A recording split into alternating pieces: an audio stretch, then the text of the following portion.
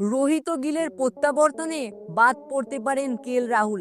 হ্যাঁ বন্ধুরা, ভারত ও অস্ট্রেলিয়ার মধ্যে চলমান বর্ডার গাভাস্কার ট্রফির দ্বিতীয় টেস্ট ম্যাচ অ্যাডিলেডে অনুষ্ঠিত হবে। 6ই ডিসেম্বর থেকে দিনরাতের হবে এই টেস্ট ম্যাচ। এর আগে ভারতীয় দল অস্ট্রেলিয়ার প্রধানমন্ত্রী একাদশের বিরুদ্ধে প্রস্তুতি ম্যাচ খেলছে। পার্থের মতো সেখানেও টিম ইন্ডিয়ার ব্যাটার ও বোলারদের দাপট দেখা গিয়েছে। সব থেকে বড় বিষয় হলো এই ম্যাচে ভারতীয় দলের অধিনায়ক রোহিত শর্মা ও তরুণ ব্যাটার শুভমন গিলও খেলছেন। বিগত কয়েক দিন ধরে শুভমনের চোটের পর খেলা নিয়ে জল্পনা তৈরি হয়েছিল, তা মিটেছে। শুভমন দ্বিতীয় টেস্ট খেলছে, এটা প্রায় চূড়ান্ত হয়ে গিয়েছে। প্রধানমন্ত্রী একাদশের বিরুদ্ধে শুভমন গিল ভালো পারফরমেন্সও করেছেন। সেখানে তিনি মাত্র 62 বলে 50 রান করেছিলেন, এরপর ব্যাট ছেড়ে দেন।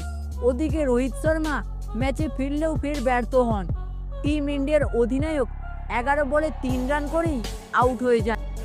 এখন প্রশ্ন উঠছে যে শুভমন গিল আর রোহিত শর্মা দলে ফেরার পর ভারতীয় দলের ওপেনার কারা কারা হবে। শুভমন গিল ও রোহিত শর্মার প্রত্যাবর্তনে প্রথম টেস্টে দুর্দান্ত পারফর্ম করা রাহুলের ওপেনিং পজিশন নড়বড়ে দেখাচ্ছে। এখন শোনা যাচ্ছে যে খোদ রোহিত শর্মা ওপেনিংয়ে নামবেন, তার পার্টনার হবেন তরুণ ব্যাটার যশস্বী জয়সওয়াল। এক্ষেত্রে রাহুলকে 6 নম্বরে নামানো হতে পারে। মিডিল অর্ডারে খেলা রাহুল অস্ট্রেলিয়া সিরিজের প্রথম ম্যাচে রোহিত শর্মার অনুপস্থিতিতে ওপেনিংয়ে নেমেছিলেন। প্রথম টেস্টের প্রথম ইনিংসে রাহুল 74 বলে 26 রান করতে পেরেছিলেন। আসলে প্রথম ইনিংসে টিম ইন্ডিয়ার সব ব্যাটারই রান করতে ব্যর্থ হন, কিন্তু দ্বিতীয় ইনিংসে দুর্দান্ত কামব্যাক করেন রাহুল। দ্বিতীয় ইনিংসে 176 বলে 77 রান করেছিলেন রাহুল। পাশাপাশি তার ওপেনিং পার্টনারকে সঙ্গও দিয়েছিলেন, যার জেরে প্রথম উইকেটে 201 রানের পার্টনারশিপও হয়েছিল। এটা ম্যাচের সেরা অংশীদারিত্ব ছিল, যার জেরে ভারত 487 রানের একটি বড় ইনিংস খাড়া করতে সক্ষম হয়।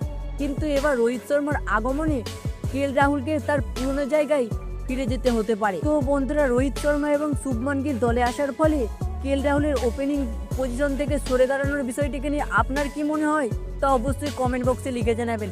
এবং আপনার কি মনে হয় রাহুলের ওপেনিং করা উচিত, এই বিষয়টিকে নিয়েও আপনার কি মনে হয় তা অবশ্যই কমেন্ট বক্সে লিখে জানাবেন। তো বন্ধুরা, ভিডিওটি দেখে একটু ভালো লেগে থাকলে অবশ্যই একটু লাইক করে দেবেন এবং চ্যানেলটিতে নতুন হলে অবশ্যই চ্যানেলটি সাবস্ক্রাইব করে দেবেন। ধন্যবাদ।